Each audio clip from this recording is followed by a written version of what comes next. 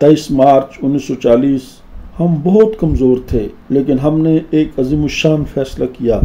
तब हम ताकतवर हो गए। अंग्रेज जिसकी सल्तनत में सूरज न डूबता था, और हिंदू जो हमारे चारों तरफ हत्ता के हमारे घरों में हमें घेरे हुए थे, और आलमी साम्राज्य जो हमें इस्तेमाल करके अपना मुस्तकबिल मजबूत बना रहा था, हमने इन सब का मुकाबला किया कि हम यकजान हो गए। भारत या हिंदुस्तान के कोने कोने में बिखरे होने के बावजूद हम इकट्ठे थे। बाबे की क़यादत में हम एक खानदान बन गए, और फिर इन कमज़ोर लोगों ने फतह हासिल कर ली। 14 अगस्त 1947 को हमें अपना घर मिल गया। पाकिस्तान एक आज़ाद कौम का आज़ादी से रहने के लिए आज़ाद घर। तब एक नई कौम ने, आज़ाद कौम ने जन्म लिया। तब हमने तरक्की और जमहूरियत, इंसानी हकूक और आज़ादियों, मुआशी उठान और दुनिया में एक मिसाल बनने के ख्वाब देखे। बाबा जी जिंदगी की आखिरी सांसों तक अपने बच्चों की परवरिश और उन्हें सीधे रास्ते पर डालने के लिए काम करते रहे। हमारे ऊपर कर्ज का बोझ डालते रहे कि हम अपना मुस्तकबिल बेहतर बना सकें, लेकिन हमने जल्द ही ये कर्ज अदा कर दिया। जब बाबा अपने आखिरी सफर पर रवाना था, तो मलीर के इर्द गिर्द तपती रेत में हमने बाबे और उसकी बहन को लावारिस और लाचार झुलसने के लिए छोड़ दिया, और एक एम्बुलेंस भी वक्त पर मुहैया न कर सके। तपती और झुलसती हवाओं और गर्म धूप में एक बहन अपने कमज़ोर दुपट्टे से बाबे का पसीना पूंछती रह गई, और बाबा हमसे जुदा हो गया। पानी का एक घूंट भी बाबे को मुयस्सर न हो सका। ये वो पहला जख्म था जो मेरे बदन पर लगा। अगरचे कारी जख्म था, लेकिन हम बर्दाश्त कर गए। अब दुश्मन समझ गया कि इस शख्स को, यानी मुझे, कमज़ोर कर दिया गया है,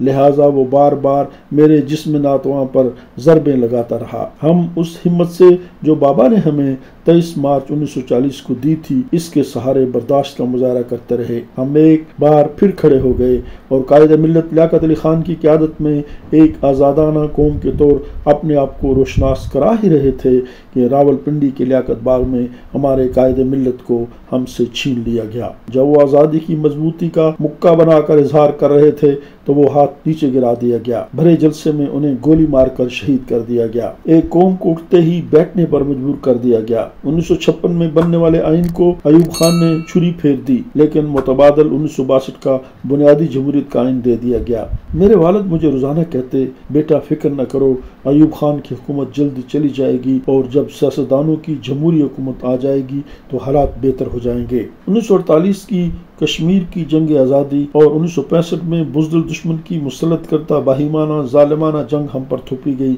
लेकिन हमने कलमा अव्वल पढ़ते हुए इन आजमाइशों से निकल गए, सुरखरू हो गए। तब दुश्मन को समझ आ गई कि इनको अंदर से कमज़ोर करो, आपस में लड़ाओ और मतवातर वार करते रहो, जख्म लगाते रहो, तब ही ये कौम बिखरेगी, और जब बिखरेगी तो खत्म हो जाएगी। तब हमसे हमारा बड़ा बाजू जुदा कर दिया गया। दुनिया भर ने मिलकर हमें दो हिस्सों में बांट दिया। मगरबी और मशरकी बाजू को एक दूसरे से जुदा कर दिया गया, लेकिन हमने इसे खुदा की तरफ से दी गई एक आजमाइश के तौर कबूल किया और फिर खड़े हो गए। तब दुश्मन ने इंसाफ और अदालत के नाम पर हमसे हमारा महबूब कायद जुल्फ़िकार अली भुट्टो छीन लिया। इस रावलपिंडी शहर में लियाकत बाग से चंद किलोमीटर दूर भुट्टो को तारा मसीह के हाथों फांसी दे दी गई। थोड़ा सा सांस जो हमने लिया ही था, अभी आइन बनाया ही था, कि ये आफत हम पर नाज़िल हो गई। दुश्मन ने हमें सोवियत यूनियन की अफगान जंग में फंसा दिया। जब हमें कुछ समझ आना शुरू हुआ, तो सदर पाकिस्तान ज़ियाउल हक को मुल्तान के आमों ने गर्म फजाओं और हवाओं में ढस लिया। एक धमाका हुआ और बड़े बड़े गबरू जवानों के जिस्म चेथलों की शक्ल में सहराओं में बिखर गए। ये एक और जख्म था जो हमारे जिस्म नातवां पर लगा। फिर हमें अमेरिका अफगान जंग में फंसा दिया गया। अफगान सोवियत जंग, अफगान मुजाहिदीन की अपनी सिविल वार और तालिबान मुजाहिदीन की जंग, और फिर तालिबान अमेरिका की जंग, इन सारे अवामल में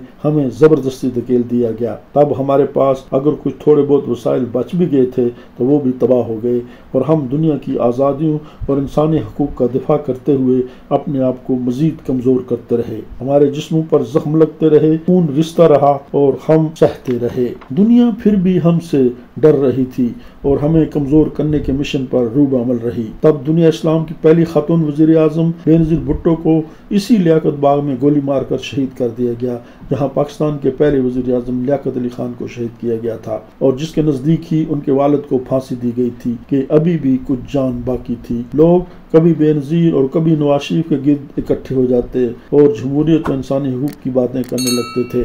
फिर एक और जख्म लगा, पेशावर के फूलों जैसे बच्चों को नोच लिया गया, गोलियां मार मार कर उन्हें भून दिया गया।